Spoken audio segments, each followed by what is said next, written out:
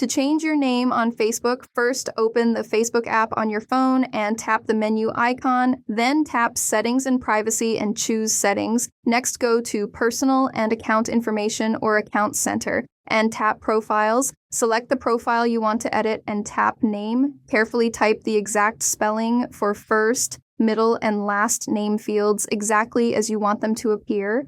Tap Review, change to preview the display order and spelling, choose the order if prompted, then enter your Facebook password to authenticate and tap Save Changes. Facebook will confirm and update your display name across your profile. Give it a moment to propagate. Keep in mind, Facebook may ask for ID if the new name appears unusual, and you will not be able to change your name again for 60 days after saving, so double-check spelling before you confirm. That's it. Thanks for watching. If this helped, please subscribe, like the video, leave a comment, and hit the notification bell for more quick, clear tutorials.